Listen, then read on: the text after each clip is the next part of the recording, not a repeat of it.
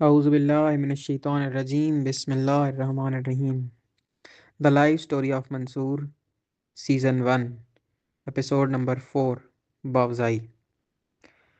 Master Xiang Li اب مجھے king فو کاتا کی پریکٹس کرواتے ہیں۔ کاتا کا مطلب ہوتا ہے خیالی جنگ۔ مارشل آرٹ کے ہر سٹائل میں الگ الگ کاتاز ہوتے ہیں جو الگ الگ بیلٹ لیول کے لیے استعمال ہوتے ہیں۔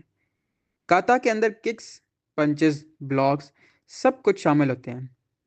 کاتا نمبر کے ساتھ سکھایا جاتا ہے کہ کہاں پنچ کرنا ہے، کہاں کون سی کک کرنی ہے اور کہاں کون سا بلاک کرنا ہے۔ انفرادی طور پر بھی کاتا کرتے ہیں اور ٹیم کی شکل میں بھی ہوتا ہے جو بہت خوبصورت منظر پیش کرتا ہے۔ جب مجھے کاتا پر عبور ہو گیا تو میں اتنی تیزی کے ساتھ کاتا میں تمام ککس پنچز بلاک کرتا کہ ککس، پنچ اور ہوا کے امتزاج سے شپ شپ کی آوازیں پیدا ہوتی تھیں۔ ماسٹر شیانگ لی میرا سانس مضبوط کرنے اور روکنے کے لیے یوگا کے مختلف ریاضات کرواتے تھے جو کبھی رات کے آخری پیر ہوتی تھی اور کبھی صبح صبح سانس کی ریاضت کے دوران پیٹ کا خالی ہونا بہت ضروری ہوتا ہے، یعنی کھانا کھانے کے کم از کم 6 گھنٹے بعد سانس کی ایکسرسائز کرنی چاہیے۔ ماسٹر شیانگ لی سانس رکوا کر مجھ سے ککس اور پنچز کرواتے تھے اور سانس رکوا کر میرے اسٹمک پر پنچ کرتے تھے۔ ایک دن مجھے پہاڑ کے پاس قدرتی چشمے کے قریب لے گئے۔ چشمے کا پانی ایک جگہ جمع ہوتا تھا اور وہاں ایک چھوٹا سا تالاب بنا ہوا تھا۔ پہاڑی چشمے کا پانی اتنا صاف شفاف تھا کہ تالاب کے اوپر دیکھنے پر نیچے سے ہر چیز صاف نظر آتی تھی۔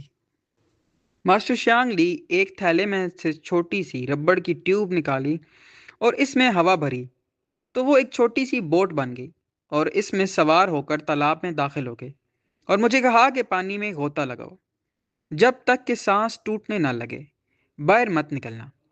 میں جو پہلے ہی 5 منٹ تک سانس روک لیتا تھا، غوطہ لگا کر نیچے پانی میں بیٹھ گیا۔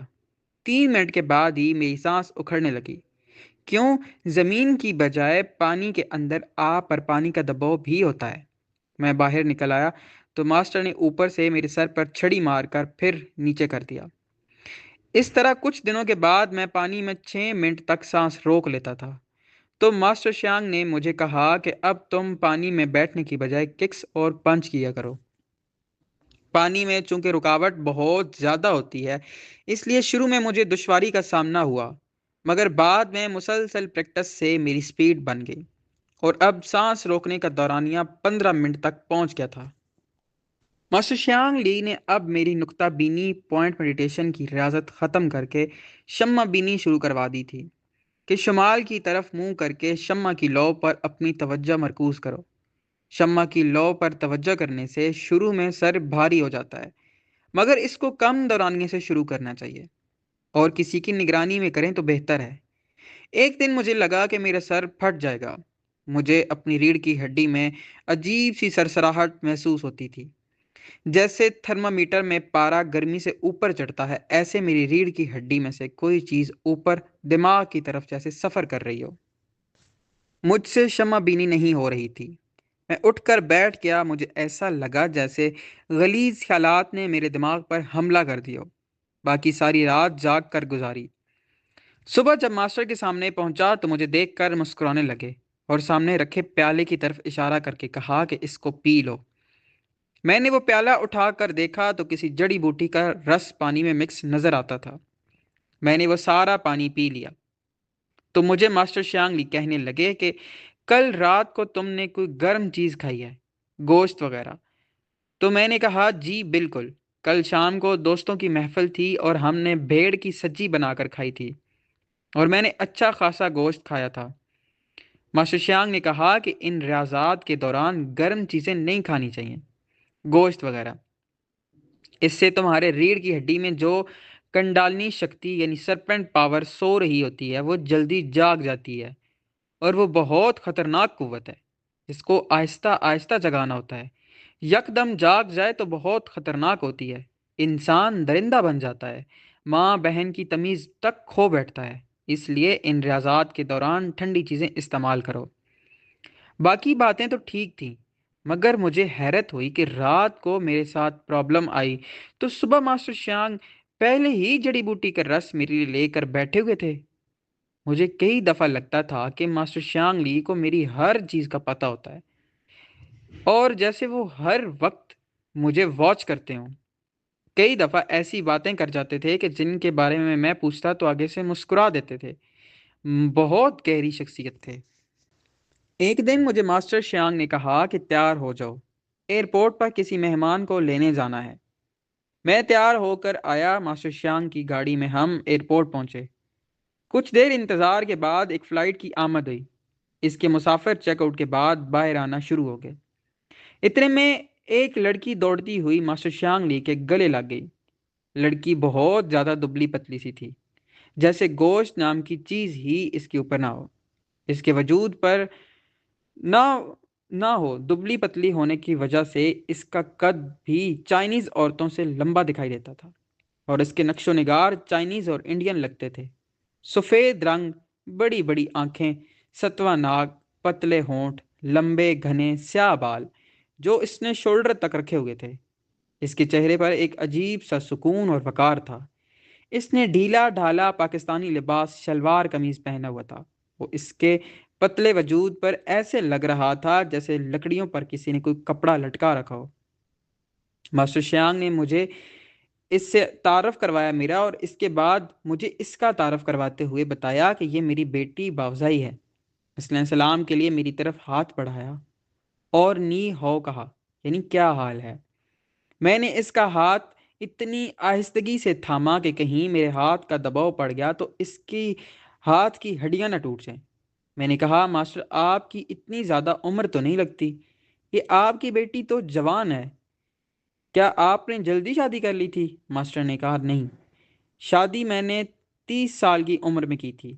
میں نے کہا، ماسٹر ابھی تو 40 یا 45 سال کے لگتے ہیں۔ تو وہ مسکرا کر کہنے لگے، نہیں، میری عمر 60 سال ہے اور باوزائی کی عمر 28 سال ہے، جبکہ وہ بھی 20 کی لگتی تھی۔ میں نے پوچھا، ماسٹر باوزائی کی ماں مجھے چائنیز نہیں لگتی، اس کے نقش و نگار الگ ہے؟ ماسٹر شیانگ نے بتایا کہ ہاں، اس کی ماں انڈیا کے علاقے راجستھان سے تھی۔ اس کو بھی کنفو کا شوق تھا۔ ہماری ملاقات ہوئی، بہت جلد ہم نے شادی کر لی، مگر افسوس 2 سال بعد باوزائی کی پیدائش پر اس کی ڈیتھ ہو گئی۔ میں نے ماسٹر اور باوزائی سے افسوس کا اظہار کیا، اور یوں ہم کچھ دیر بعد باوزائی کو لے کر واپس کیمپ آ گئے۔ ماسٹر شیانگ لی میری ککس میں پاور لانے کے لیے میرے پاؤں کے ساتھ کچھ وزن باندھ کر ککس کرواتے، یا وزنی بوٹ پہنا کر ان سے ککس کرواتے تھے، اور مضبوط سٹک لے کر مجھ پر حملہ کرتے، اور سٹک کا وار میں نے بازوؤں، ہاتھوں اور ٹانگوں کے ذریعے بلاک کرنا ہوتا تھا، اور میری انگلیوں کو مضبوط کرنے کے لیے پہلے گرم ریت پر پریکٹس کرواتے تھے اور بعد میں بجری پر۔ اس کا طریقہ کار یہ ہوتا تھا کہ پہلے فنگرز پر پش اپ کرواتے تھے، پھر وہ کسی بڑی سی کھلی بالٹی میں ریت یا بجری ڈالتے اور اس کے نیچے آگ جلا دیتے تھے۔ جب وہ خوب گرم ہو جاتی تو کہتے کہ اب اس کے اندر انگلیاں داخل کرو اور نکالو۔ پہلے پہل تو میری جلد جل کر سرخ ہو جاتی تھی، بہت جلن ہوتی تھی، پھر کافی پریکٹس کے بعد سب نارمل ہو گیا۔ اس کا فائدہ یہ ہوا کہ اگر میں سیدھی انگلیوں کا وار کسی پر کر دیتا تو وہ اس کے لیے لوہے کی سلاخیں بن جاتی۔ خود ماسٹر شیانگ کو میں نے دیکھا کہ وہ ہوا میں ٹانگیں سیدھی اٹھا کر دونوں ہاتھوں کی شہادت اور بڑی انگلیوں اور انگوٹھے پر وزن ڈال کر کھڑے ہو جاتے تھے۔ میری شمع بینی کی ریاضت جاری تھی۔ اس کا فائدہ یہ ہو رہا تھا کہ میرے دماغ اتنا حساس ہو چکا تھا کہ مجھے بہت سارے واقعات کا پہلے سے پتہ چل جاتا تھا کہ یہ ہونے والا ہے۔ دماغ میں سکون کے ساتھ ایک عجیب سی خوشبو محسوس ہوتی تھی۔ میرے پاس اگر کوئی لوگ بیٹھے ہوتے تو ان کے خیالات تک میں پڑھ لیتا تھا۔ یہ ایسے ہوتا تھا کہ جیسے فضا میں سیٹلائٹ چینلز کے سگنلز موجود ہوتے ہیں، لیکن جب آپ ٹی وی آن کر کے چینل ٹیون کرتے ہیں تو ٹی وی کی اسکرین پر اس چینل کی نشریات شروع ہو جاتی ہیں۔ بالکل ایسے ہی اپنے دماغ کی اسکرین کو ٹیون کرتا تھا، اور جس شخص کے متعلق دھیان سے سوچتا تھا تو اس کے دماغ کے خیالات سگنلز میرے دماغ میں نشر ہو جاتے تھے۔ मास्टर श्यांग ने एक कोबरा सांप पाल रखा था। वो इसको सामने खड़ा करके इसकी आंखों में आंखें डालकर देखते रहते थे, हत्ता कि कुछ देर बाद सांप कुंडली मारकर बैठकर सो जाता। मैं ये समझता था कि मास्टर ने सांप का जहर निकाला हुआ है। इसलिए एक दिन जैसे ही सांप को पकड़ने के लिए मैं शीशे के बर्तन में हाथ डालने लगा तो बावजाई ने मेरा हाथ पकड़ लिया कि पागल हो गए हो, ये दुनिया का खतरनाक तरीन सांप है। ये कोबरा सांप है, इसने डस लिया तो दूसरा सांस नहीं लोगे। मैंने पूछा कि क्या इसका जहर नहीं निकला? तो मास्टर तो रोजाना इसको सामने बिठाकर इसकी आंखों में आंखें डालकर देखते रहते हैं, ये सब क्या है? बाओजाई ने बताया कि दरअसल मास्टर इस कोबरा की आंखों में आंखें डालकर अपनी कंसंट्रेशन मजबूत करते हैं और आंखों ही आंखों में इस सांप को हिप्नोटाइज करते हैं। इस तरह वो इनके कंट्रोल में रहता है। मैंने कहा थोड़ी वजाहत करो, तो बाओजाई ने बताया कि किसी नुक्ते या शम्मा पर रियाजत करना आम बात है। इससे इंसान के ख्यालात इधर उधर हो सकते हैं, मगर आपके सामने खतरनाक तरीन सांप मौजूद है। आप एक लम्हा भी चूके तो अगला कदम मौत है। तुमने देखा है कि सांप हो या जंगली दरिंदे, जब अपने शिकार पर हमला करते हैं तो पहले इनकी आंखों में आंखें डालकर शिकार को हिप्नोटाइज कर देते हैं, जिससे कुछ देर वो खौफ से सकते की कैफियत में हो जाता है और भागता नहीं। मास्टर इस जहरीले सांप से खेलते हैं और रियाजत के आखिर में सांप को हिप्नोटाइज कर देते हैं, जिससे वो कुंडली मारकर सो जाता है। मैंने बहुत हैरत से सोचा कि फिर मास्टर शांग का कंसंट्रेशन लेवल क्या होगा। मोहतरम नाजरीन व सामीन, ये एपिसोड यहीं पे ख़त्म होता है।